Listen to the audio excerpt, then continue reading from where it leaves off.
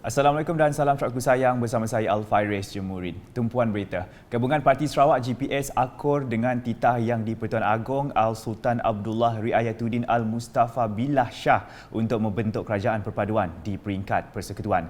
Pengurusi GPS merangkap Premier Sarawak Datuk Patinggi Tan Sri Dr. Abang Abdul Rahman Zohari Tun Datuk Abang Openg berkata ini adalah untuk mengatasi kemelut politik negara yang berlaku selepas pilihan raya umum PRU ke-15. GPS aku dengan titah baginda mengikut kuasa yang ada pada baginda di bawah Perlembagaan Malaysia. Jadi maksudnya menyertai kerajaan penyatuan ni, perpaduan ni, Tan Sri. Memang kerana kita dah aku dengan yang di-Pertuan Agong. Dia berkata demikian dalam sidang media selepas mesyuarat Majlis Kepimpinan Tertinggi MKT GPS di Ibu Pejabat Parti Pesaka Bumiputra Bersatu PBB di Kuching pada petang Khamis. Sementara itu, Premier Sarawak berkata Setiausaha Agong Parti Tindakan Demokratik DAP Anthony Loke Siu Fook telah membuat kunjungan hormat kepada pemimpin tertinggi GPS pada pagi Khamis di mana beliau membuat permohonan maaf terbuka untuk apa-apa kenyataan yang telah menyinggung perasaan kerajaan serta rakyat Sarawak bagi pihak DAP. Ini diikuti permohonan maaf daripada pengerusi Nasional DAP Yang Berhormat Lin Guang Eng menerusi laman Facebook beliau. Kita menerima permohonan maaf tersebut dengan hati yang terbuka dan jiwa yang besar. Antara yang hadir sama pada sidang media itu ialah Presiden Parti Rakyat Bersatu Sarawak SUPP Datuk Seri Profesor Dr. Sim Kui Hian, Presiden Parti Rakyat Sarawak PRS Datuk Joseph Salang Gandum, Presiden Parti Demokratik Progresif PDP Datuk Seri Tiong King Sing serta barisan MKT GPS. Laporan seterusnya, Tuan Yang Terutama TYT Yang di-Pertuan Negeri Sarawak Tun Pihin Sri Abdul Taib Mahmud menerima kunjungan hormat daripada Sarawak Badan Amal Tenaga Isteri-Isteri Sabati di kediaman beliau di Demak Jaya, Kuching pada Khamis. Rombongan Sabati itu telah diketuai oleh Presidennya Puan Sri Dato' Amar Jumaani Tun Tuanku Bujang.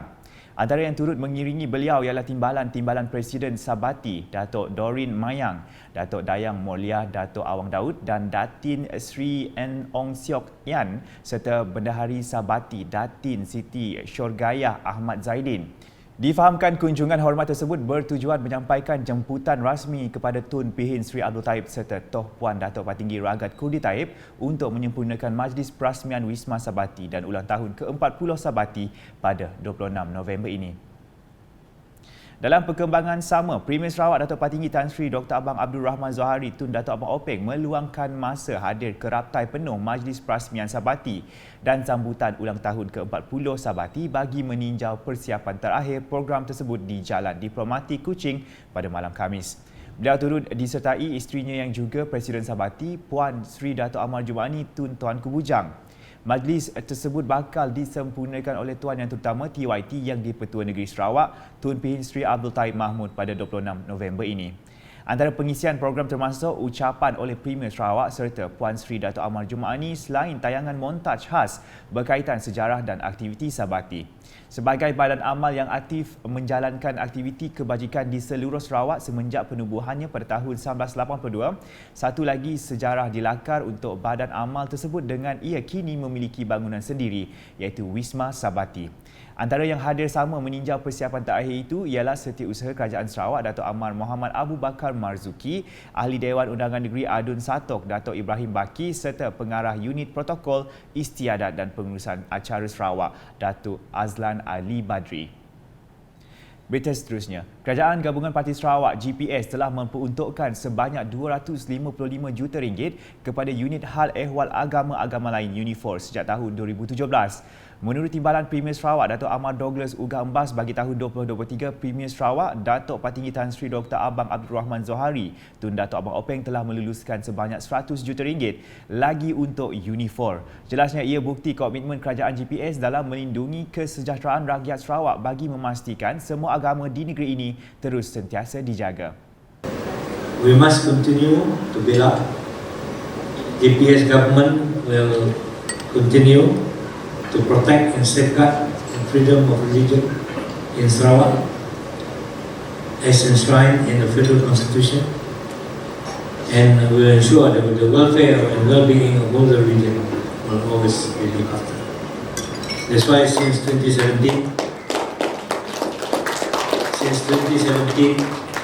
our Premier has allocated 255 million for uniform. I'm sure a lot of you have got assistance for this. And Premier has been very kind. In our last gathering in Cebu, also in Kuching, he informed us that next year is approving 100 billion plus. Beliau berkata demikian semasa menyempurnakan majlis Thank You Sir di Kuching pada Khamis. Datuk Ahmad Douglas menambah daripada jumlah peruntukan 100 juta ringgit itu, beliau berharap agar sebanyak 30 juta ringgit dapat disalurkan kepada sekolah mubaligh. Sementara itu, beliau juga menyeru seluruh rakyat Sarawak memainkan peranan memberikan sokongan dan kerjasama kepada pihak kerajaan seperti yang telah diberikan semasa menghadapi pandemik COVID-19. If we can sit down together and discuss issues, the way we handle COVID, I'm very sure the racial harmony, the religious unity, the tolerance we have in Sarawak will continue. In Sarawak, will be able to continue in our journey to 2030 to be the most peaceful state in Malaysia. Supaya kita dapat bersama-sama carry on our life, look after our families, look after our children, look after our friends, working together, and in that way it will be cherished by the next generation.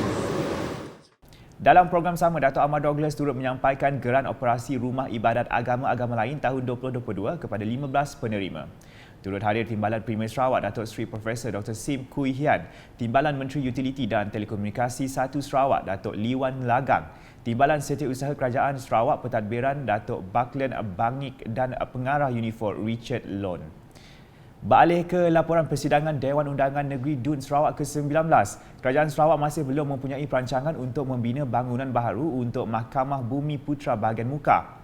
Menteri di Jabatan Premier Sarawak Datuk John Siki Tayai berkata ia berikutan ruang yang masih mencukupi di bangunan pejabat-pejabat yang sedia ada di pejabat daerah bagi Mukah, Dalat, Matudaro dan Tanjung Manis untuk urusan Mahkamah Bumi Putra. Bagi daerah Mukah, sebanyak 24 kes yang terkumpul dan bilangan stafnya di daerah Mukah adalah 6 orang. Di daerah Dalat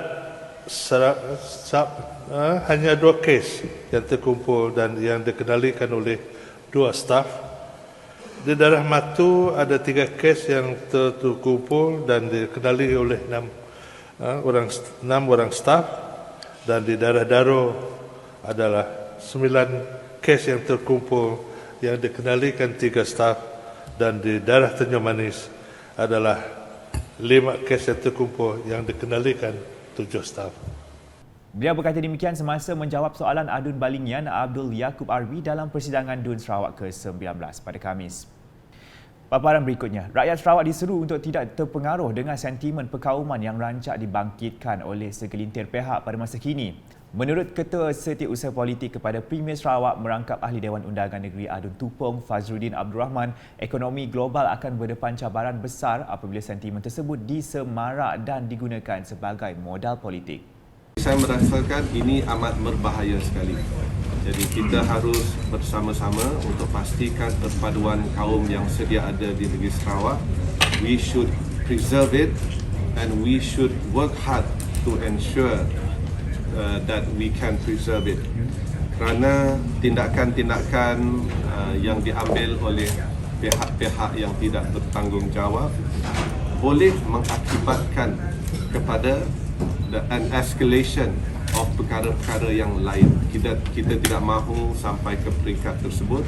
Jadi saya memohon dan menyeru dengan pihak-pihak yang tidak bertanggungjawab ini, please let us preserve the harmony and unity in Sarawak. Janganlah kita mengapi-apikan sentimen perkauman dan sentimen agama.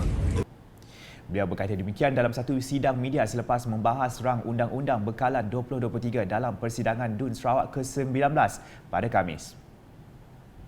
Berita seterusnya mengenai harapan adun telian Royston Valentine yang mengharapkan adanya projek rumah mampu milik dibangunkan di konstituensi tersebut.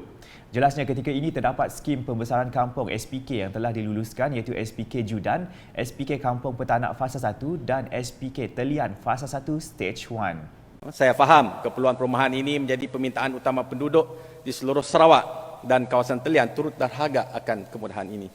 Beliau berkata demikian ketika membahaskan rang Undang-Undang Belanjawan Sarawak 2023 dalam persidangan DUN Sarawak ke-19 pada Khamis.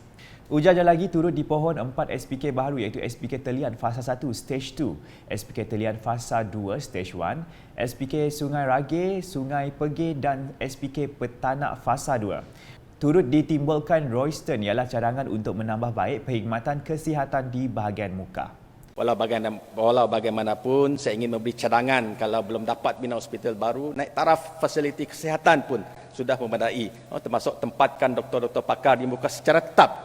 Secara tetap pun sudah memadai untuk kita. Dalam pada itu, agensi pelaksana di bawah Agensi Pembangunan Ulu Ranjang, URDA, digesar agar segera menyiapkan projek pembinaan infrastruktur jalan raya dan bekalan air terawat dalam kawasan Dewan Undangan Negeri Dun Murum. Adun Murum Kennedy Cupai Ugon berkata, jalan raya dan bekalan air terawat itu sangat mustahak untuk memberi manfaat kepada rakyat di kawasan itu.